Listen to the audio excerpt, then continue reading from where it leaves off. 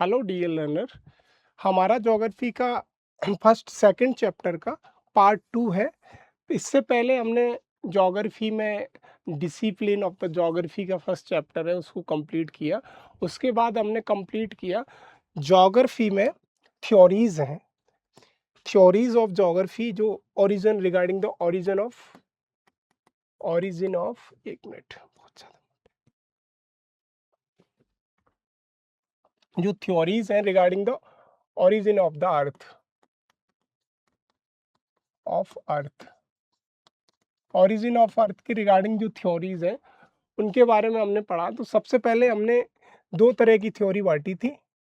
एक तो थ्योरी जो बहुत पुरानी थ्योरी जिसको कम मैं ओल्ड थ्योरी की बात करूं या ट्रेडिशनल थ्योरीज, और एक थ्योरी थी मॉडर्न थ्योरीज।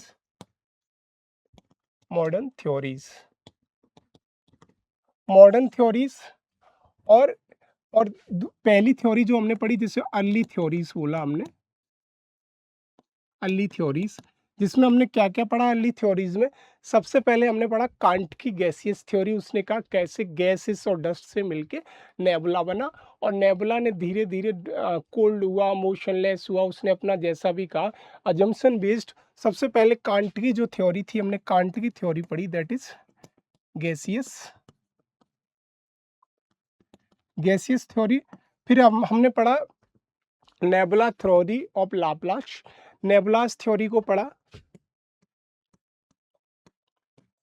नेबुलास थ्योरी को।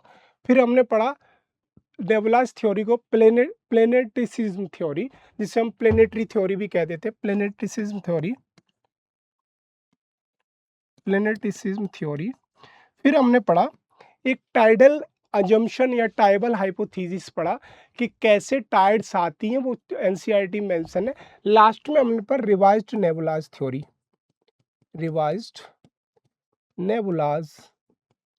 थ्योरीज। इन थ्योरी को हम फर्स्ट पार्ट में कंप्लीट कर चुके हैं। This theory entirely based on the assumption पर बेस्ड है। जैसे मान लीजिए जो मैंने कहा कि एक सर्टेन स्कॉलर है, उसने अपने अनुसार मान लिया कि नेबुला क्रिएट हुआ और उसके आसपास डस्ट क्रिएट हुई। कोई कह रहा है प्राइमोर्डिकल क्लाउड क्रिएट हुई, कोई कह रहा है कि नहीं ये हॉट है, कोई कह रहा है कि कोल्ड है। लेकिन इनका कोई भी साइंटिफिक आंसर इनके पास नहीं था। अब आती है हमारी जो modern theory, most important theory in the second chapter regarding the origin of the अर्थ, जिसको हम बोलते हैं big bang theory. Big bang theory, big bang theories को हम पढ़ते हैं कि हमारा जो यूनिवर्स है उसका फॉर्मेशन कैसे हुआ। दूसरे शब्दों में हम कहें कि origin of the big bang, origin of the अर्थ कैसे हुआ, यूनिवर्स का ओरिजिन कैसे हुआ, यहाँ से हम बिग बैंग थ्योरी हमें बताती है। तो ये कहीं ना कहीं ये है कि ये एक्सपेरिमेंट बेस्ड थ्योरी है, और लगता भी है कि ये थ्योरी एक्सपेरिमेंट बेस्ड पे है। तो सबसे पहले बिग बैंग थ्योरी जो 1920 के आसपास आई, 1920 के पास आई, जिसे एडविन हवल ने दूसरे पेज पे लेते हैं। जैसे हम में मॉडर्न थ्योरीज में हमारी आती है बिग बैंग थ्योरी जी। ये थ्योरी आई 1920 के आसपास, अप्रोक्स 1920। इस थ्योरी को दिया किसने? एडविन हवल।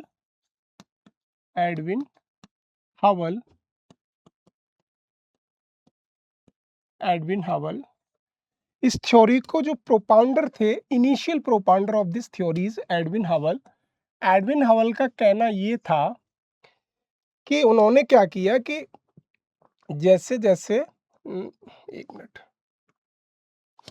इनका कहना ये था, उन्होंने क्या कि टेलीस्कोप से इन्होंने देखा कि जो एक हमारा प्लेनेट है, मान लिया इन्होंने कि अगर मान लीजिए एक ये कोई पार्ट है और ये कोई पार्ट है, यहाँ से वो with the help of the telescope देख रहे हैं, तो वो ये देख रहे हैं कि जैसे जैसे ये दूर चला जाता जा रहा है, ये इससे दूर जा रहा है। मान लो इससे ए से ये कोई बॉडी है, ए बॉडी बी बॉडी, तो यहाँ पे हमारे एडविन हबल बैठे हुए हैं, with the help of the telescope देख रहे हैं बी बॉडी को। तो वो ये कह रहे हैं कि जब ए से बी बॉडी जैसे-जैसे दूर जाती जा रही है, यहाँ आई, फिर यहाँ पे आई, तो इस बॉडी एक्सपेंड कर रही है। एक्सपेंड का मतलब इसका आकार बढ़ रहा है। तो इन्होंने हमारी एनसीईआरटी में यही लिखा हुआ है। क्या लिखा हुआ है एनसीईआरटी में?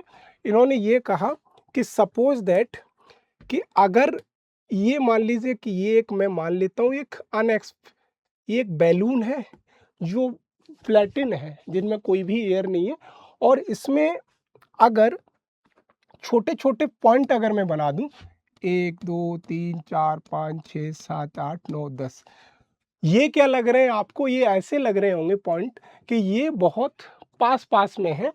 अब जैसे ही मैं इसमें हवा भरूँगा ऊपर से, तो क्या होगा कि ये ऐसे इसके शेप कैसे चेंज हो जाएगी बैलून की? बैलून की शेप ये वाली शेप आ जाएगी, मान लीजिए।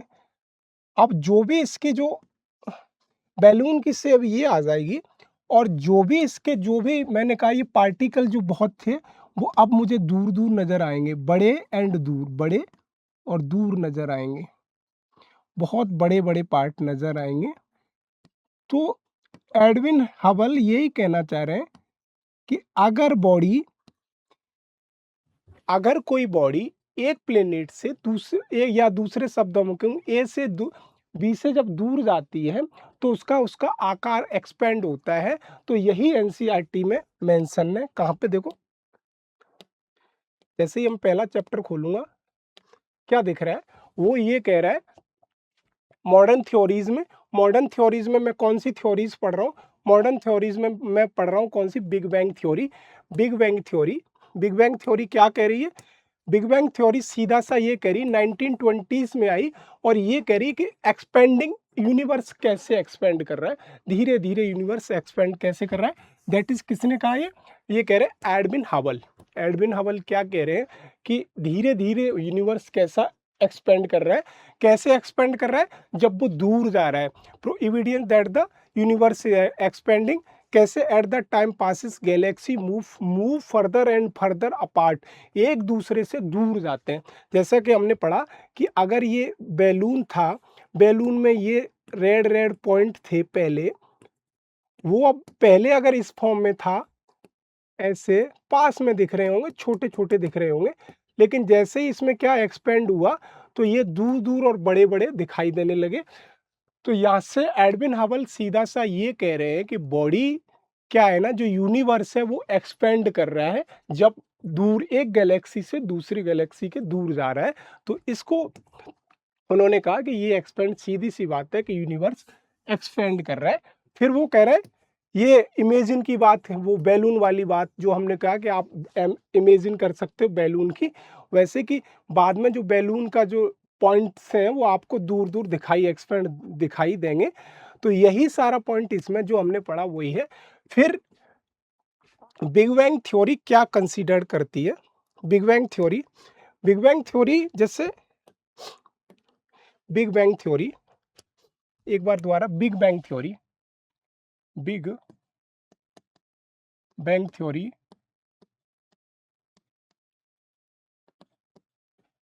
थ्योरी, इसको प्रैक्टिकली मैं पढ़ने समझने की बात कर रहा हूँ। समझने की बात क्या कर रहा हूँ कि अगर मान लीजिए ये एक पॉइंट फॉर्म से यूनिवर्स है, और ये ऐसे गया, ऐसे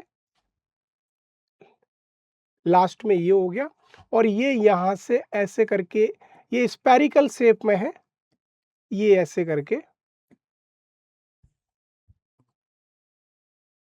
ऐसे। तो ये थ्योरी ये कहना चाहती है कि इस पॉइंट फॉर्म से जैसे जैसे कोई भी बॉडी दूर जा रही है, थोड़ी दूर जाएगी, एक्सपेंड हुई, फिर और दूर जाएगी, एक्सपेंड हुई, एक्सपेंड हुई, एक्सपेंड हुई, एक्सपेंड हुई, एक्सपेंड करती चली जा रही है।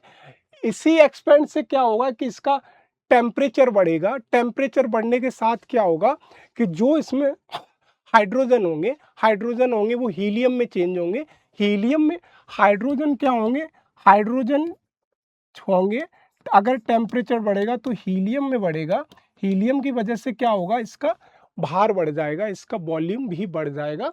तो पहले एक प्लेनेट बनेगा, तो इससे लास्ट में क्या है ना, इसी का कहना है कि अब तक 9 प्लेनेट इसी से बने हैं। ये थ्योरी ये कहना चाहती है अब तक 9 प्लेनेट बने धीरे-धीरे, 1 प्लेनेट बना, 2 प्लेनेट बने, 3 प्लेनेट बने, 4 प्लेनेट बने, 4-5 ऐसे 9 प्लेनेट बने, फ्यूचर में और भी प्लेनेट बन सकते हैं। इस थ्योरी का due to the expansion of the universe के एक्सपेंशन से। इसकी हाइपोथेसिस समझ लेते हैं कि ये थ्योरी रियल में कहना क्या चाहती है। पहला बिग बैंग थ्योरी यही कह रही है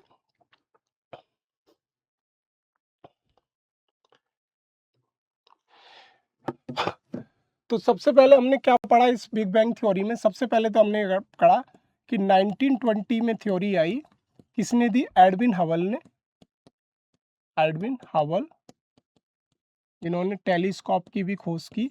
ये थ्योरी का अजम्पशन क्या है, मानना क्या है, assumption of this theory, assumption of big bang theory, big bang theory का assumption क्या है। पहला assumption तो इनका यही है कि जो पॉइंट फॉर्म में, जो हमने कहा बैलून पे पॉइंट फॉर्म में, द पॉइंट इज एक्सपेंडिंग, जो हमने देखा, तो पॉइंट इज एक्सपेंडिंग, बैलून पे पॉइंट हमारा क्या है, एक्सपेंडिंग हो रहा है। तो पहला इसका यही है कि पॉइंट जो भी हमारा दिखाई दे रहा है वो एक्सपेंड हो रहा है, वो पहला। दूसरा क्या कह रहा है इसमें, दूसरा ये कह रहा है कि इसकी वजह से क्या है कि वो इन्फिनाइट तरीके से एक्सपेंड हो रहा है। इन्फिनाइट का मतलब अनंत तरीके से एक्सपेंड हो रहा है, और एक सर्टेन पॉइंट पे जाके वो सिंगुलरिटी, इन्फिनाइट टेम्परेचर है, सिंगुलरिटी की वजह से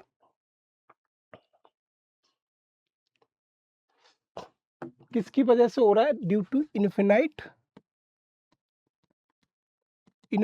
टेम्परेचर, इन्फिनाइट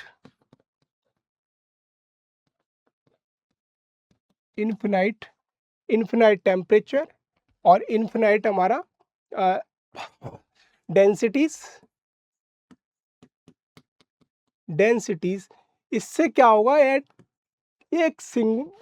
पॉइंट पे जाके वो सिंगुलर में चेंज होगा। सिंगुलर का मतलब जो भी डस्ट है, नेबुलाज है, वो आसपास की सारी dust due to the increasing temperature increase होगा, डेंसिटी भी इंक्रीज हो रही है, उससे एक लिमिट पे जाके क्या है, सिंगुलर उसमें नेबुला में चेंज हो जाएगा। उसको हम फ्यूचर में क्या बोल देंगे, प्लेनेट। हम उसको फ्यूचर में प्लेनेट कह रहे हैं। तो वो सीधा ही है कि इसको उन्होंने बोला this point is called as singularity. जो पॉइंट, ये वाला जो पॉइंट था उसको पॉइंट काटा, दिस पॉइंट, अब ये कह रहा है दिस पॉइंट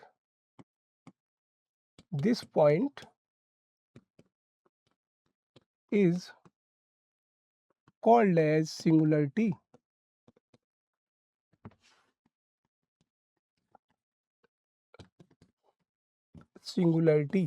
सीधा सा मतलब ये कह रहा है कि अजम्पशन है कि पॉइंट इज एक्सपेंड कर रहा है, किसकी वजह से, कि उसका टेम्परेचर इन्फिनाइट है, डेंसिटी इन्फिनाइट है, और उसके नेबुलास फॉर्म हो रहा है, और आसपास डस्ट कलेक्ट कर रहा है। धीरे धीरे क्या होगा कि वो पॉइंट एक सिंगुलरिटी में या सिंगल प्लेनेट में भी चेंज हो सकता है। ये सीधी यहाँ से हमारी एक तरह की बिग बैंग थ्योरी की थ्योरी समझ में आ रही है, सिंगुलरिटी की। फिर आगे क्या कहता है ये, आगे जो थ्योरी है वो थ्योरी ये कहती है कि ये थ्योरी 13.8 बिलियन ईयर एगो के आसपास दी गई थी।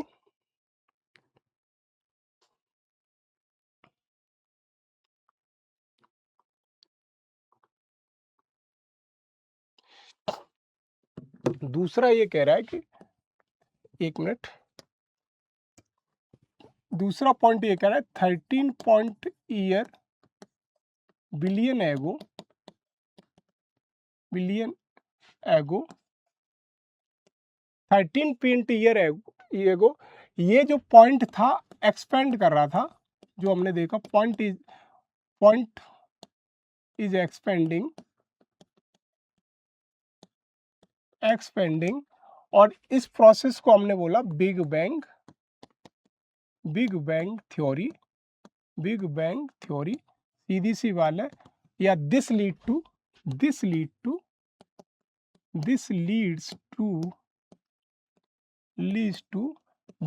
टू बिग बैंग थ्योरी, कि 13 पॉइंट ईयर एगो ये पॉइंट धीरे धीरे उससे पहले एक्सपेंड करता चला आया कर रहा था ना।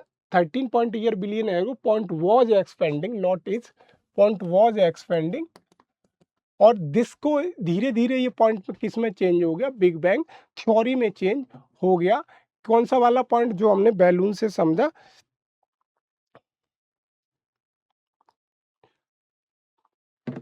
अब क्या कह रहा है कि जो बिग बैंग थ्योरी है, this big bang theory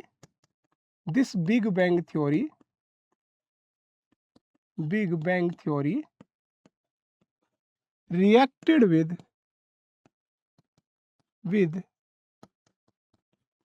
matter and antimatter,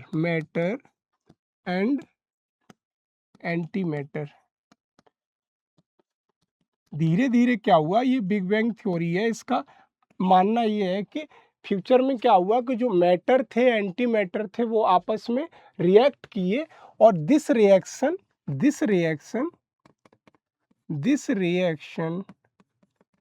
Leeds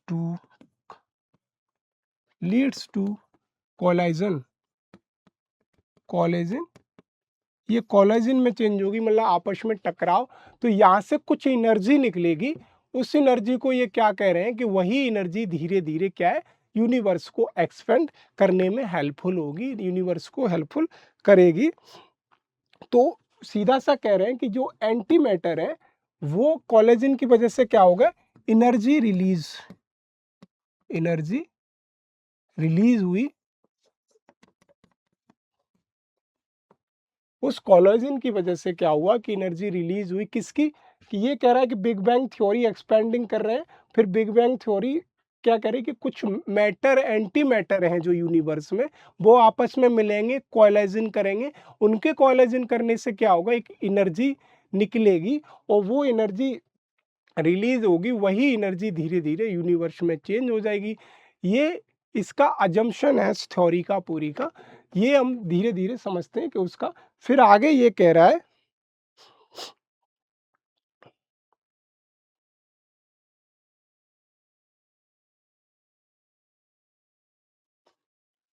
फिर ये कह रहा है कि ये जो एनर्जी है इससे क्या होगा, किसी का टेम्परेचर बढ़ेगा, टेम्परेचर बढ़ने से क्या होगा, जो मैंने कहा कि टेम्परेचर बढ़ेगा तो क्या होगा, जो हाइड्रोजन है ऑलरेडी प्रेजेंट, हाइड्रोजन टूटेगा हीलियम में, हीलियम से क्या होगा कि हीलियम जब टूटेगा उसका वॉल्यूम बढ़ेगा।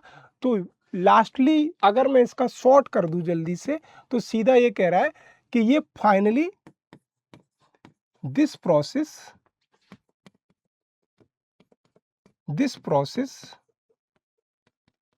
changed into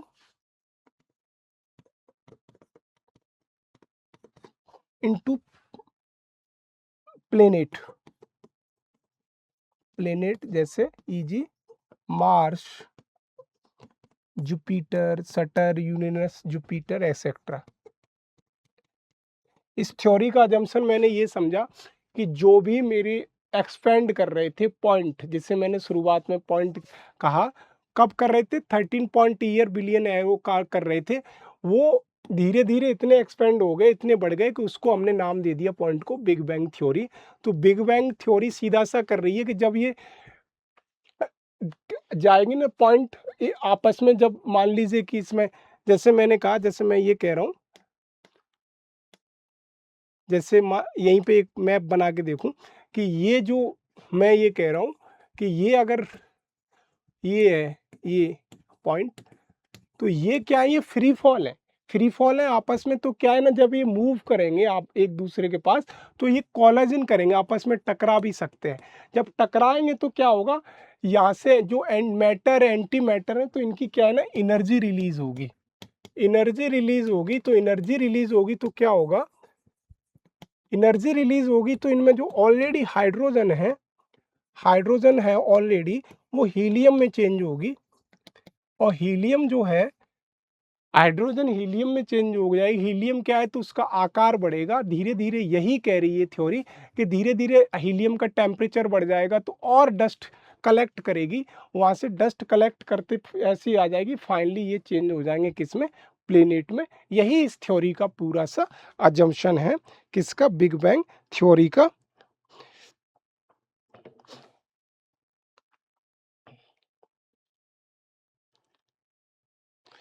अब इस थ्योरी के कुछ प्रूव हैं, proof of big bang theory, ये हम पढ़ लेते हैं। प्रूफ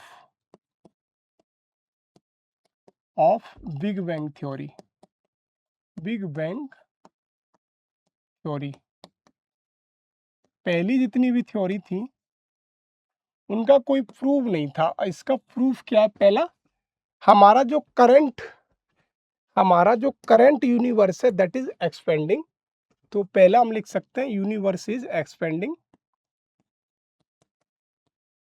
यूनिवर्स इज एक्सपेंडिंग, ये आप सबको पता है, एक्सपेंडिंग। यूनिवर्स एक्सपेंड कर रहा है, एक्सपेंड का मतलब बढ़ता चला जा रहा है, धीरे धीरे होगा कि अभी 9 प्लेनेट है, कुछ साल लाखों मिलियन ईयर एगो के बाद 10 भी वो सॉरी अभी 8 है, 9 होंगे, प्लूटो हटा दिया, 11 12 भी हो जाएंगे, कोई नया प्लेनेट भी हमें देखने को मिलेगा। तो यहाँ से हमें पता चल रहा है कि हमारा यूनिवर्स कैसा है, एक्सपेंड कर रहा है, बढ़ रहा है। फिर कह रहा है कि जो हमारी कॉस्मिक माइक्रोवेव्स हैं, कॉस्मिक माइक्रोवेव जो बैकग्राउंड ऑफ रेडिएट करती हैं, CMBR जिसे बोलते हैं, वो रेडिएट हो रही, कॉस्मिक माइक्रोवेव रेडिएट, CMBR। दूसरा इसका CMBR,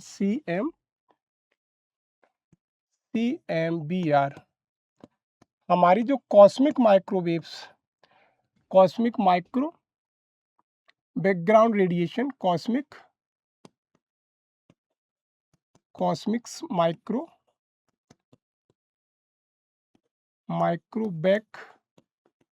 रेडिएशन जो हमारी सूर्य से जो हमारी रेज निकलती हैं, सोलर रेडिएशन वाली, उससे हमें ये पता चल रहा है कि धीरे धीरे कैसे हमारा जो फॉर्मेशन प्लेनेट का फॉर्मेशन हुआ। तो यहाँ से एक चीज़ समझ में आ रही है कि ये थ्योरी कहीं ना कहीं प्रूफ है हमारे ओरिजिन ऑफ द यूनिवर्स के लिए, ओरिजिन ऑफ द अर्थ के लिए। यहाँ से यही समझाने की कोशिश मैं बार बार कर रहा हूँ कि ये थ्योरी इसलिए थोड़ी सी महत्वपूर्ण हो जाती है, बाकी इसका इतना पूछेगा नहीं कुछ भी।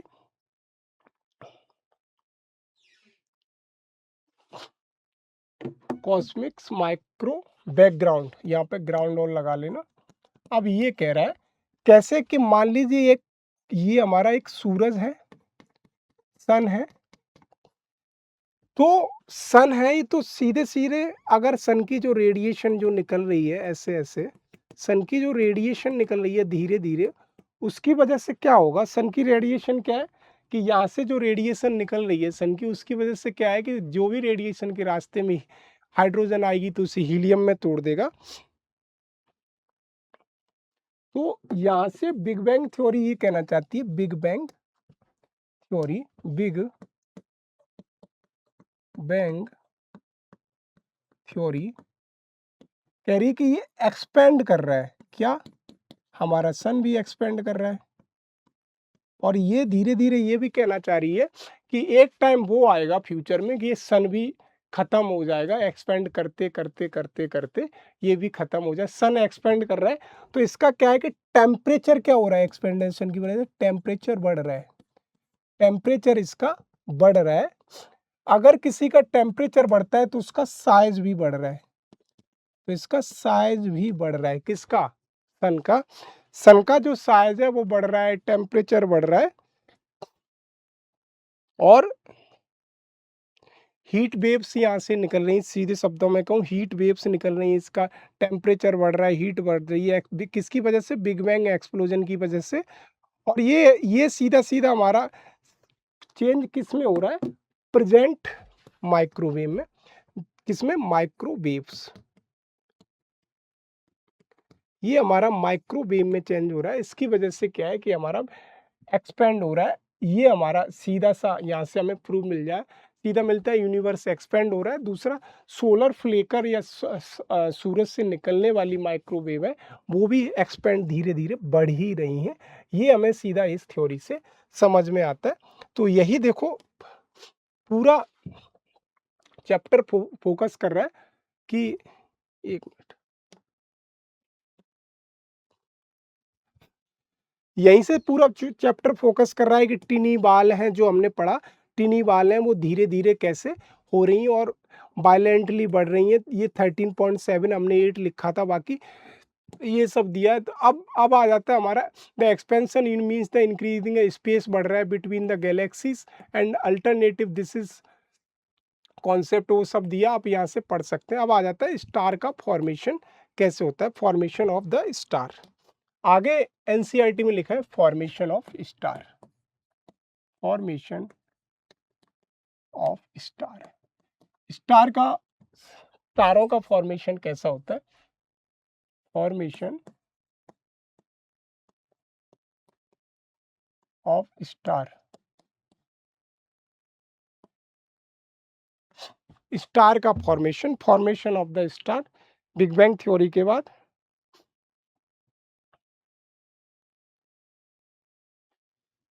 फॉर्मेशन ऑफ स्टार का सीधा सा मतलब ये कह रहा है कि किसी भी गैलेक्सी में, मान लीजिए ये एक गैलेक्सी है बहुत बड़ी, ये किसी भी गैलेक्सी में क्या हुआ कि छोटे छोटे, जैसे ये है, ये पॉइंट्स हैं, नेबुलाज हैं, छोटे छोटे नेबुलाज हैं, ये छोटे छोटे नेबुलाज हैं, ये छोटे छोटे नेबुलाज हैं, जो जिसकी वजह से क्या हुआ मैं अभी समझाने वाला हूँ। ऐसे बहुत सारे किसी भी गैलेक्सी में है,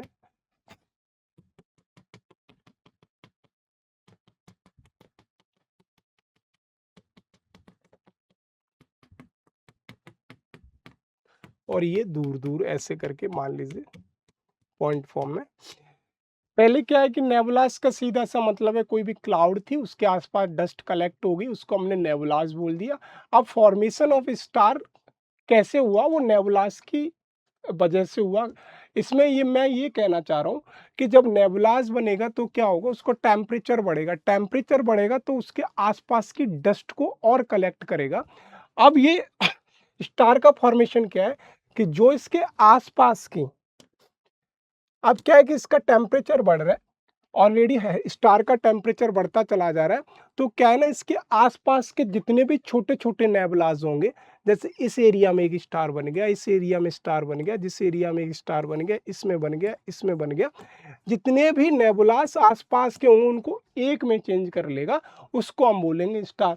अब जो ये रहेगा ये धीरे धीरे उसके रोटेट करते जाएंगे, रोटेट करते जाएंगे, जैसे स्टार के पास में आएंगे तो उससे भी चले जाएंगे। तो यहाँ से मैं कह रहा हूँ स्टार भी एक्सपेंड कर रहे हैं।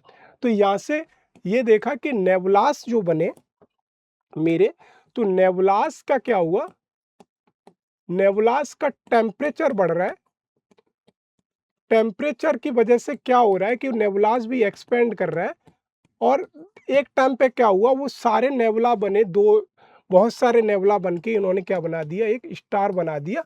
क्यों स्टार बना दिया, कि उन्होंने आपस में अट्रैक्ट कर लिया due to the gravity, gravity की फोर्स, ग्रेविटेशनल फोर्स की वजह से एक नेबुला, दो नेबुला, तीन नेबुला, ऐसे बहुत सारे नेबुला अट्रैक्ट हो गए, उसको बन गया स्टार। यही थ्योरी पूरी एनसीईआरटी में कह रही है।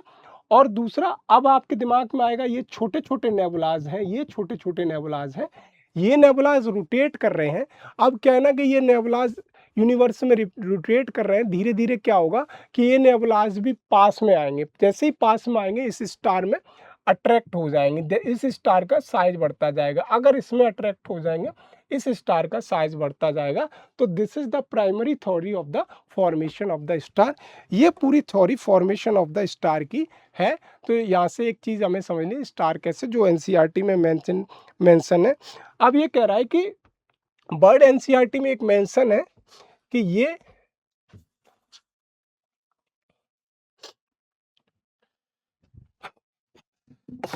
मैंने बोला कि ये नेबुलाज है, नेबुलाज शुरू से ही लिख लेता हूँ यहाँ पे, ये नेबुलाज, नेबुलाज, नेबुलाज किस क्या है, क्लाउड प्लस डस्ट से बने हैं और जिनका टेम्परेचर बढ़ता गया तो फाइनल में ये क्या बन गए, स्टार बन गए। ठीक, फाइनली ये स्टार में चेंज हो गए। कौन, नेबुलास स्टार में चेंज हो गए। अब क्या होता है, एक वर्ड आ जाता है कि इसका साइज क्या होगा। अब कहते हैं size of the size of cloud. अभी मैं स्टार नहीं बोल रहा हूँ, इसको एक क्लाउड ही मान ले रहा हूँ। यहाँ मैंने स्टार, इसका जो क्लाउड ये बना है पूरा, इसका साइज क्या होगा जिसको मैंने स्टार बना, इसको ऐसे कर लेता हूँ। तो इसको समझने के लिए, साइज को समझने के लिए मुझे समझना पड़ेगा क्या, मुझे समझना पड़ेगा लाइट ईयर। लाइट ईयर क्या होता है? लाइट ईयर का सीधा सा मतलब है कि लाइट ईयर, यहाँ पे अगर मैं लाइट ईयर, लाइट ईयर सीधी सी यूनिट है डिस्टेंस की। लाइट ईयर किसकी यूनिट है? डिस्टेंस की। लाइट ईयर डिस्टेंस की यूनिट है, जिससे हम डिस्टेंस नापते हैं। किसकी? लाइट की। लाइट की डिस्टेंस नापते हैं कि लाइट सर्टेन टाइम में कितना चली। तो लाइट की सीधी सी यूनिट है किसकी? लाइट की। कितनी? मीटर पर सेकंड में, वो हम अभी पढ़ रहे हैं कैसे। लाइट की यूनिट है, सीधी सी बात है, लाइट ईयर की यूनिट है क्या? Light year distance. अब कह रहा है कि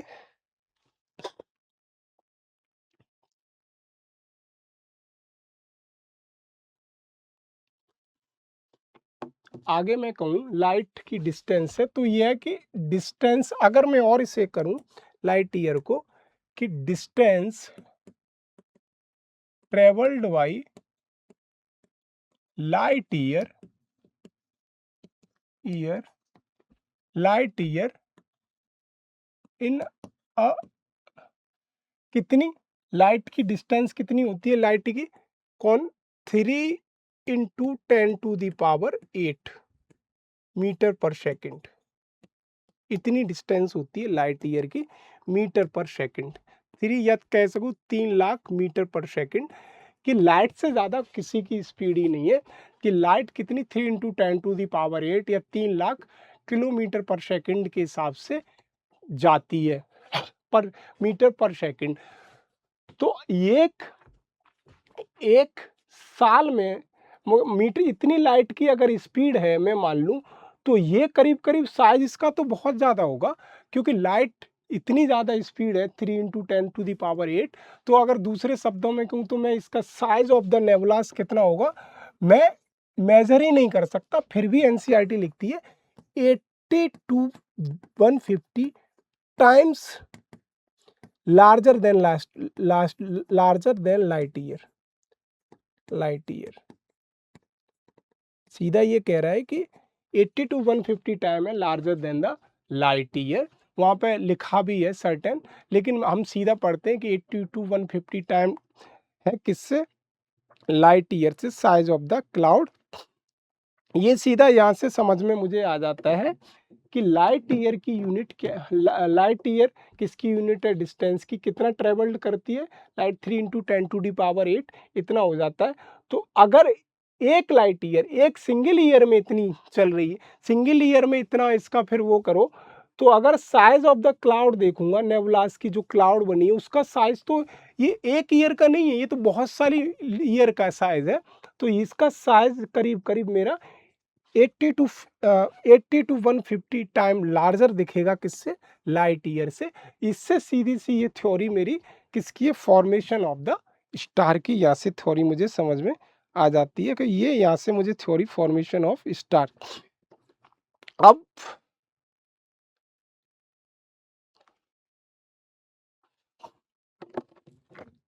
अब देखो एनसीईआरटी में यही लाइन दिखाता हूँ आपको, evolution of the earth, moon, solar system, इसमें होगा formation of the star, modern theories, formation of star.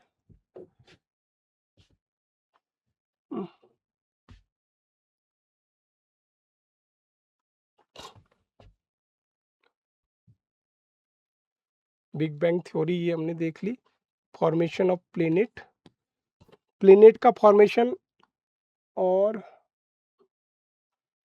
Formation of star. हाँ ये गया फॉर्मेशन ऑफ स्टार। देखो ये क्या कह रहा है, देखो डिस्ट्रीब्यूशन मैटर एनर्जी जो हमने पढ़ा यूनिवर्स में डिस्ट्रीब्यूट हो रहे हैं, the initial density difference give rise to a difference gravitational force की वजह से क्या है, जो नेबुलाज है एक दूसरे की तरफ एक Galaxy connected large number of star, बहुत सारे स्टार को कनेक्ट कर लिए। लास्ट में कहता है इसका जो साइज है 80 टू 150, मैंने 80,000 से 150 1,01,50 तक इसका साइज लाइट ईयर हो सकता है। हमने टाइम्स में ले लिया 80 टू 150 टाइम्स ले लिया, यानी लाइट ईयर सा का साइज यहाँ पे लिख लिया है। अब वही कह रहा है कि हाइड्रोजन सीधी सी चेंज हो जाएगी नेबुलाज में आफ्टर द हीलियम, वही सीधा सा यहाँ से वो दे दिया है कि लाइट ईयर डिस्टेंस का है इतना इतना, वो सारा। अब आता है formation of the planet. Planet का कैसे बना ये सीधा हमें समझना है, लास्ट की ये वाली फॉर्मेशन ऑफ प्लेनेट। अब समझो फॉर्मेशन, इसका बड़ा इजी में हम समझने की कोशिश करें, ऑल्दो यूपीएससी या पीसीएस नहीं पूछता है ऐसे कभी फॉर्मेशन ऑफ, लेकिन एनसीईआरटी में दिया है। तो प्लेनेट, प्लेनेट कैसे बने होंगे। अब देखो अगर मैं ये मान लूं कि ये मेरा सन है, ये मेरा एक सन है, तो सन में क्या है कि सन की जो सोलर रेडिएशन है, सोलर फ्लेकर्स है, या दूसरे शब्द में कहूँ इसकी जो सोलर रेडिएशन, सोलर फ्लेकर या सूर्य ताप की वजह से क्या होगा, जो आसपास इसके जो प्लेनेट होंगे,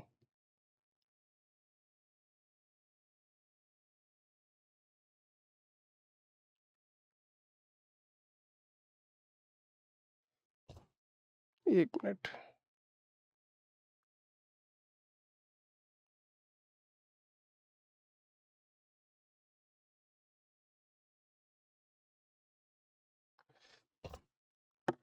यहाँ से सीधा सा समझो, ज़्यादा दिमाग नहीं चलाना है। अगर मान लीजिए mercury, Venus, Earth, Mars, Jupiter, Saturn ऐसे समझो, तो इनिशियल फेज में क्या होगा, ये मरकरी है अपना, ये अपना Mercury, Venus, Earth, Mars, Jupiter, Saturn, Uranus, Neptune, ये हमारा एक सीरीज है किसका, प्लेनेट का। तो ये कह रहा है कि यहाँ से क्या है ना कि जो पास में होगा सूरज के, जो भी पास में होगा, ये शुरुआत में इसमें ऑक्सीजन थी, इसका एटमॉस्फेयर था, लेकिन due to the solar flare ये यहाँ से, या सोलर विंड की बात करूं, सोलर विंड चली, तो यहाँ से क्या है ना कि इसका पूरा एटमॉस्फेयर उड़ा के लेके चली गई, और वहाँ पे हाइड्रोजन को हीलियम में चेंज कर दिया, यहाँ पे इस एरिया में। तो यहाँ पे क्या है, जैसे ही हुआ हाइड्रोजन को हीलियम में चेंज कर दिया, फिर धीरे धीरे क्या हुआ कि ये टेम्परेचर बढ़ा, यहाँ से एक प्लेनेट बन गया। फिर दूसरा ये कह रहा है ऐसे ही वीनस का हुआ। अब अर्थ की आ जाओ, अर्थ का क्या है कि इनिशियल फेज में अर्थ पे जो हमारी 32% क्या थी, O2 ऑक्सीजन। इनिशियल फेज में यहाँ की ऑक्सीजन कौन ले गया उड़ा के, सोलर विंड उड़ा के ले गई। इनिशियल फेज में अर्थ की क्या थी, 32% ऑक्सीजन, अभी कितनी है 21% अप्रॉक्स। लेकिन क्या हुआ कि फिर इसके बाद क्या हुआ, इवोल्यूशन ऑफ हमारी जो अर्थ का हुआ था उस टाइम पे, धीरे धीरे क्या डायनासोरस आए, प्लांट्स वगैरह आए, ऐसे कुछ प्लांट आए कि जिन्होंने क्या किया, ऑक्सीजन को लेना ज़्यादा शुरू किया। उससे ये हो गया कि बैलेंसिंग ऑफ द अर्थ का जो ऑक्सीजन लेवल, O2 लेवल था, वो यहाँ से बैलेंसिंग हो गया। तो धीरे धीरे यहीं से कह रहा है कि प्लेनेट का फॉर्मेशन ऐसे ही हो गया due to the solar wind की वजह से। यही एनसीईआरटी के पेज में लिखा है।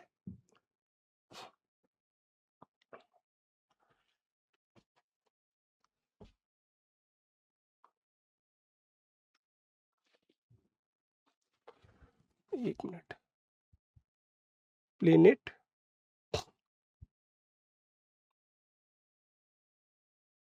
वही कह रहा है कि in the next step gas cloud start getting condense and the matter around the core develop into small object, this small round object process. Planetesimal theory में हमने पढ़ा, वही सारा है, इसका ज़्यादा पढ़ने की जरूरत नहीं है। ये मैंने अलग तरीके से बताने की कोशिश की है। दूसरा वही कह रहा है कि धीरे-धीरे जो नेबुलास था, जो हमने पहले प्लैनेट का फॉर्मेशन बताया, नेबुलास था, नेबुलास के आसपास डस्ट हुई, तो वहाँ का जो टेम्परेचर था due to the solar wind, वहाँ का टेम्परेचर बढ़ा। टेम्परेचर बढ़ने के बाद क्या हुआ, हाइड्रोजन चेंज होगी उसकी हीलियम में। अगर हीलियम चेंज होगी तो उसका वॉल्यूम बढ़ता गया। धीरे-धीरे ऐसे ही करके 1 प्लैनेट बना, 2 प्लैनेट बने, 3, 4, 9 planet. Final stage these larger number small planet actually to form a few larger body in the form of planet. इनको हमने प्लैनेट का, तो सीधा है कि फॉर्मेशन ऑफ द प्लैनेट क्या कैसे हुआ कि सोलर विंड थी, वहाँ से उड़ा के ले गई वहाँ का मरकरी मान लीजिए वहाँ से, तो वहाँ पे क्या है, नेबुलास आसपास की डस्ट को लेने लगा और उसका टेम्परेचर बढ़ गया। टेम्परेचर बढ़ा तो उसका जो हाइड्रोजन था, हाइड्रोजन चेंज हो गया हीलियम में, और धीरे-धीरे क्या किया, फाइनली हीलियम जो थी उसकी वजह से वॉल्यूम बढ़ा, और वॉल्यूम बढ़ने से क्या है, वो एक प्लैनेट की फॉर्म में आ गया। अब आता है सोलर सिस्टम, वही Mercury, Venus, Earth, Sun, Jupiter, Uranus, Neptune. Formation solar system का कैसे हुआ, तो सोलर सिस्टम जैसे ही हमारा ये प्लेनेट बना वैसे ही पूरा सोलर सिस्टम मैंने जो बताया फ्रेकर के लिए इतना ज़्यादा कुछ है नहीं है। अब देखते हैं formation of the moon. Moon का फॉर्मेशन कैसे हुआ, formation of moon, formation of moon, moon का फॉर्मेशन कैसे हुआ। तो सीधी सी बात है, मून का फॉर्मेशन कैसे हो रहा है, इसको हमने शुरुआत में बोला big split, big split. Initial में लोग बोलते थे कि पैसिफिक ओशन का पार्ट, अर्थ का पार्ट ही क्या हुआ, ड्यू टू द रोटेट कर रही थी अर्थ, तो किसी तरीके से वो टूट के चला गया, तो उसको लोगों ने बोला कि ये मून है, लेकिन ऐसा नहीं है। कैसे कि उन्होंने शुरुआत में ये बोला लोगों ने कि जो अर्थ का पार्ट है, स्पेशली पैसिफिक ओशन पे, जहाँ पे भी हमें गड्ढे दिखते हैं पैसिफिक ओशन में जाके, वो एरिया एकदम से टूट के चली गई, जैसे ही रोटेट कर रही तो ग्रेविटी की वजह से टूट के चली गई। वहाँ से क्या हुआ कि सेंट्रीफ्यूगल फोर्स लगा, सेंट्रीफ्यूगल फोर्स से क्या हुआ कि वो टूट के चला गया, वो बन गया मून। लेकिन ये थ्योरी वैलिड नहीं है, इसको हम बिग स्प्लिट की तरह देखने की कोशिश करते हैं कि बिग स्प्लिट क्या होता है। तो सबसे पहली बात है कि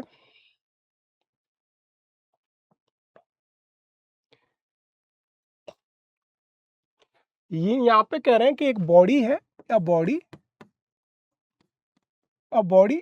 was two time, was two time, एक बॉडी है जो टू टाइम लार्जर है, किससे, two time of mass, Earth से या मार्स से टू टाइम लार्जर है, उससे कोलाइड हुई और एक लार्ज मास बन गया। ये कह रहा है कि body of a body was two time